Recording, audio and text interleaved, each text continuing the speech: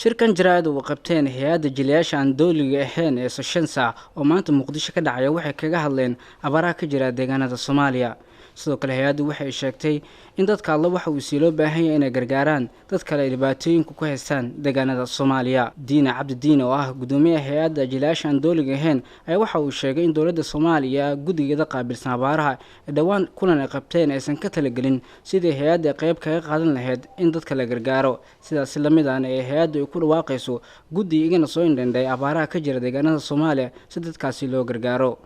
nasiib daro dalku wuxuu ku soo abaarahan ku soo aadeen oo abaarihii hore oo dhici jiray oo soo noqnoqday oo hanti badan iyo dad badan oo Soomaaliyeed ay macluul iyo dhimashaba ku gaartay waxay ku soo aaday waqti wadanka doorasho dadban ay ka jirto doorasho dadban oo codka lagu iibsanayo $2 milyan $300,000 500,000 hadba ninka tabartiisa intay u gaartay marka waxaan rabnaa inaan doorashadaasna ka hadalno isla markaasna abaaraha dalka ka jira ka hadalno waxaan la hadlaynaa waa shacabka Soomaaliyeed oo gudaha iyo dibadda ku nool si gaar ahna waxaan la hadlaynaa daladaha waxbarashada ganacsatada dadka qurbo joogta ah markaan darisnay oo aan daraasad ku sameynay xaaladda abaaraha iyo saameynta ay ku yeelan karto dadka Soomaaliyeed hantidooda iyo naftoodaba waxaan noo soo baxday in xaalad khatar ah oo abaarahaas ay ka dhalan karaan hadda ka horna dadka ay soo gaareen haddana ay laga yaabo inay ilaa 3 bilood oo soo socota ay sii socdaan marka koowaad ilaahay waxaan ka baryaynaa dadka Soomaaliyeedna ka codsanayna sidoo kale yeer ilaahay ka baryaan in ilaahay faraj u furo ummadan Soomaaliyeed waxaan leenahay dad muslimiin ah nahay dad Soomaaliyeed nahay dad walaalaha nahay dadkaas Soomaaliyeed waxa loo gurmado waxaan si gaar ah uga codsanaynaa daladaha waxbarashada iyo jaamacadaha iyo ganacsatada Soomaaliyeed meel kasta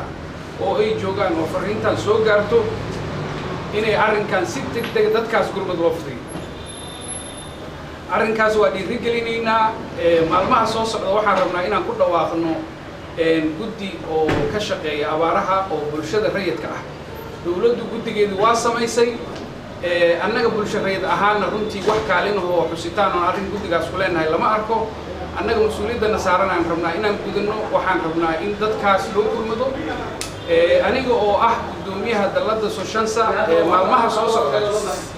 waxaan rabaa inaan u safro oo aan tago safarro yani gobolada dalka oo dhan aan ku soo bixiyo xaaladana yani aan soo qiimeeyno xaalku siduu yahay ma aha kaliya inaan xafiisyada ka qaylino laakiin waxaan rabnaa inaan xagaheena ku tagno meel kasta oo bulshada rayidka ka jirtana waxaan abaabulaynaa sidii dadkaas loogu gurman lahaa. Diina Cabdi ayaa sidoo kale waxa uu ka hadlay shirkiis jaraa'idna ka sheegay arrimaha doorashooyinka Soomaaliya asaguna tilmaamay in ay jiraan dad doonaya in ay si xoog ah u isticmaalaan codadkooda sidoo hadalka u dhigay xog badan aruurinay goob kasta oo doorasho ka jirto annaga waxaan noo joogay goob joogayaal xog badan aruurinayay oo arrimaha doorashadu sida u dhacday aruurinay ayaa noo joogay marka xogtaas aan aruurinay marka aan qiimeynay waxa noo soo baxday doorashadii inay nahay doorasho inta badan yani lagu sameeyay la xeeladaystay xoolo fara badan lagu bixiyay oo kuraastii lagu iibsaday codkii markii dambana xoog yani lagu qaatay xildhibaanada oo xitaa aan loo ogolaan dadkii kale oo la tartamayay dad fara badan oo ilaa 100 qof gaarayay inaan loo ogolaan xitaa inay tartamaan